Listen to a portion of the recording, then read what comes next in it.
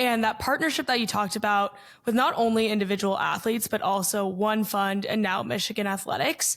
Can you walk us through how those deals were conducted and what this partnership looks like? Because it's not just an individual athlete anymore. It is now like a whole group of athletes. And yeah, what kind of went into that? Yeah, so they're both a little different.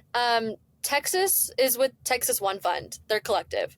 And that partnership, we kind of kickstarted with 40 athletes that were interested in getting started on passes that we thought would be a good fit.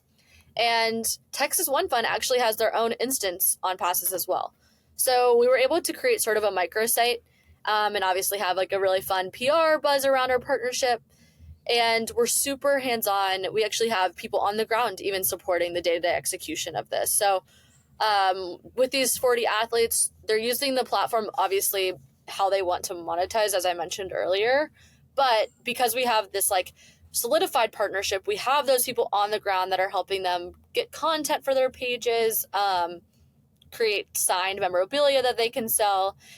And with Texas One Fund, they're using the platform to sort of gamify donor opportunities. So for a lot of donors and fans of Texas that just generally want to support the collective, want to support helping athletes, make more money, and also just support the athletic program overall, are donating, but then as a result are getting kind of these like quick fun opportunities, whether it's athlete takeovers in the DMs, behind the scenes content to Texas athletics at large, or event tickets and so on. So that's a really great partnership. I was able to go down with a lot of the athletes a couple weeks ago and meet them, and we're just super excited to keep that one growing. We're actively onboarding more athletes at UT Austin as well. So that's just one that we're, continuing to grow. Does that make sense? Yeah, that's awesome. I am curious as to why those two schools specifically. Is there a reason why you start with those two? I think both ends. They were really excited to work with us, and we were so excited to work with them. But they're both trailblazers in sports. I mean, they're some of the top athletic programs across the board for both football, but also for a lot of their, for all of their sports. The group at UT Austin I've worked with a lot closer at Texas One Fund, and those are sports across the board from softball, baseball, soccer, football, basketball, you name it. And they are really motivated to make a change in NIL. So I really have appreciated working with their group there because they're so excited to help these athletes monetize. And I think that has been really easy to execute this partnership. But of course, one of the best fan bases, well, Michigan as well, two of the best fan bases in sports programs. So it obviously helped us just also get our name out there, it's already really paying dividends. So that's been super exciting from also a marketing standpoint. I'll jump into Michigan's partnership as that's just now kicking off. This one's a bit different because we actually are working with the school themselves. So we, in a similar fashion, have a separate page for Michigan where we are featuring their athletes that are on the platform. And we are, like even today, continually onboarding any athlete that really wants to get started. So our team was on the ground in Michigan last week, in person, onboarding athletes, educating them about the platform. And the really exciting thing about this partnership is we actually do have the branding rights to the Big M.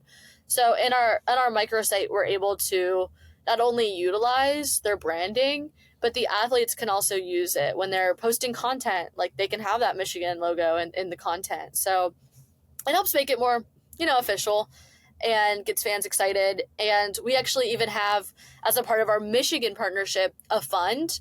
I believe it's called like Team 146. And that fund is allowing fans to be able to donate directly to helping recruit athletes, pay athletes, but also recruit new ones. So it's really exciting. And once again, just across the board, really happy that Michigan's so leaned in to help their athletes grow. And we hope to continue working with more awesome universities. That's awesome. In terms of getting this partnership with One Fund versus Michigan Athletics, with that licensing in Michigan Athletics, like I'm assuming they are a Learfield partner. They are. How difficult was that to get that off the ground versus the One Fund being a collective? So, I mean, I think it's hard for me to say because I also wasn't even there for the start of One Fund. I kind of took that over once I joined Passes. So I don't know a ton of that context, but I would say Learfield is it's different because the branding wasn't that difficult for us to get. Once we had that solidified, it's almost like not the difficulty begins now, but now we are looking to partner with these athletes and we are reaching out to them versus Collective was collective based and they were we kind of started with that 40 group.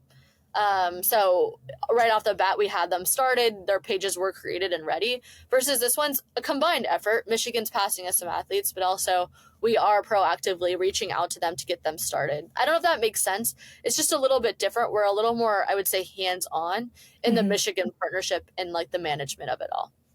Interesting. I like how with even partnering with not individual athletes, like it's very different in terms of a collective versus athletic department, which I think is also very telling of just the landscape we're in right now. Yeah, it's the Wild West, you know? Yes.